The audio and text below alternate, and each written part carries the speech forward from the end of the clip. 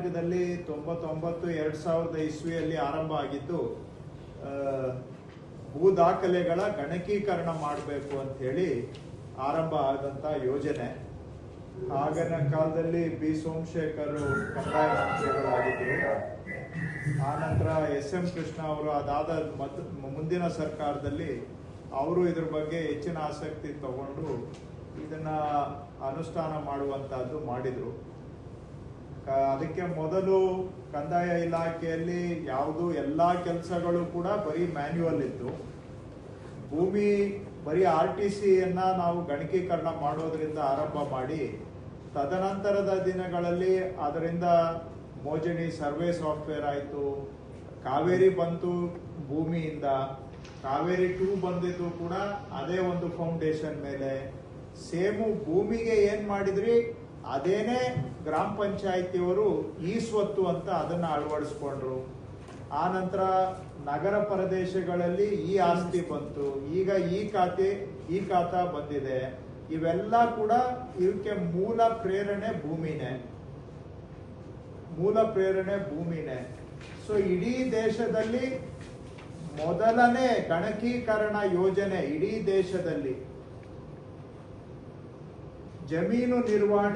ಜಮೀನಿನ ದಾಖಲೆಗಳ ನಿರ್ವಹಣೆಯಲ್ಲಿ ಮೊದಲ ಗಣಕೀಕರಣ ಯೋಜನೆ ಭೂಮಿ ಇಡೀ ದೇಶಕ್ಕೆ. ಕರ್ನಾಟಕದಲ್ಲಿ ಭೂಮಿಯನ್ನ ಮಾಡಿದ್ಮೇಲೆ ನಮ್ಮನ್ನ ನೋಡಿ ಬೇರೆ ರಾಜ್ಯಗಳವರು ಹೌದು ಈಗೂ ಮಾಡಬಹುದು ಅನ್ನೋ ಕಲ್ಪನೆ ಬಂದಿದ್ದೇ ಅವರಿಗೆ ನಾವು ಮಾಡಿದ್ಮೇಲೆ.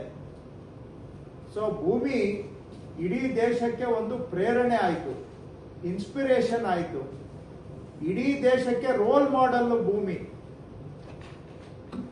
ದೇಶಕ್ಕೆ ರೋಲ್ ಮಾಡೆಲ್ ಅಷ್ಟೇ ಅಲ್ಲ, ಇವತ್ತೇನಾದ್ರೂ ನಾವು ಈ ಲ್ಯಾಂಡ್ ಅಡ್ಮಿನಿಸ್ಟ್ರೇಷನ್ ಅಲ್ಲಿ ಮಾಡರ್ನೈಸೇಷನ್ ತಗೊಂಡ್ ಬರ್ತಾ ಇದೀವಿ, ಸುಧಾರಣೆಗಳು ತರ್ತಾ ಇದೀವಿ ಅಂದ್ರೆ ಇದೆಲ್ಲ ಆರಂಭ ಆಗಿದ್ದು ಭೂಮಿಯಿಂದ. ಭೂಮಿಗೆ ಮೊದಲು ಭೂ ಸುಧಾರಣೆ ಕಾನೂನು ತಗೊಂಡ್ ಬಂದ್ವಿ. ಕರ್ನಾಟಕ ಲ್ಯಾಂಡ್ ರೆವಿನ್ಯೂ ಆಕ್ಟ್ ತಗೊಂಡ್ ಬಂದ್ವಿ. ಆದ್ರೆ ಸುಧಾರಣೆ ಕ್ರಮಗಳು ಏನೂ ಆಗಿರ್ಲಿಲ್ಲ, ಆಡಳಿತ ಸುಧಾರಣೆ ಆಗಿರ್ಲಿಲ್ಲ. ಟೆಕ್ನಿಕಲ್ ಇಂಟರ್ವೆನ್ಷನ್ ಬರೀ ನಾವು ರೈತ ಪರವಾಗಿ ಭೂ ಸುಧಾರಣೆ ಕಾನೂನು ಮತ್ತು ಲ್ಯಾಂಡ್ ಅಡ್ಮಿನಿಸ್ಟ್ರೇಷನ್ಗೆ ಭೂ ಕಂದಾಯ ಕಾನೂನು ಇತ್ತು ಬಿಟ್ರೆ ಏನು ಆಡಳಿತ ಸುಧಾರಣೆ ಮಾಡಿರ್ಲಿಲ್ಲ.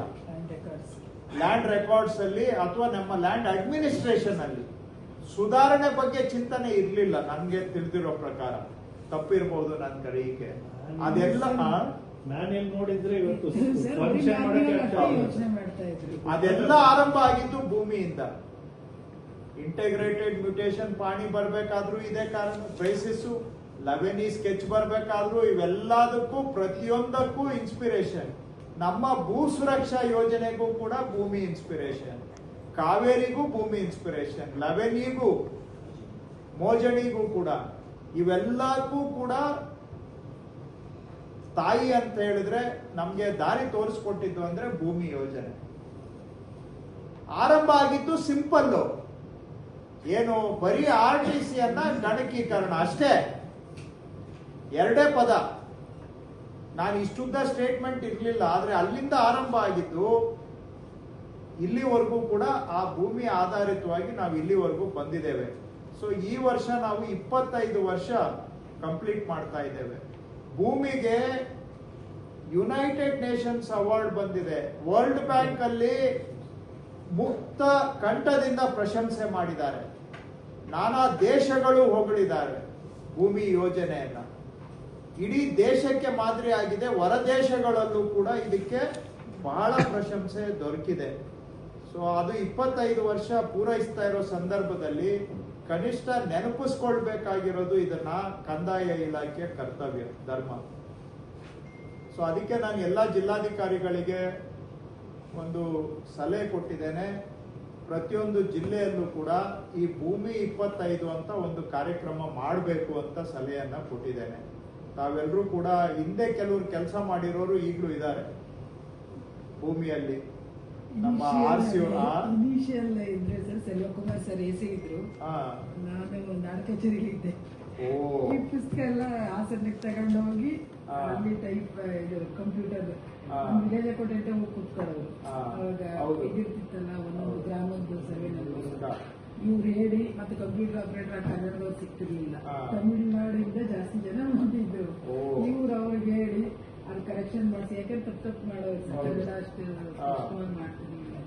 ಪಾಪ ನಮ್ಮ ವಿಲೇಜ್ ಅಕೌಂಟೆಂಟ್ ಎವರಿ ಡೇ ಅದು ಬಟ್ಟೆಗೆ ಸುತ್ತಿ ತಗೊಂಡೋಗಿ ಅವ್ರು ಮುಗಿಯೋವರೆಗೂ ಹೌದು. ರಾತ್ರಿ ಹಗಲು ಇದ್ದು I was in FD, sir. We took a World Bank team to, I think, Gramana, Bengaluru Gramana, to see this.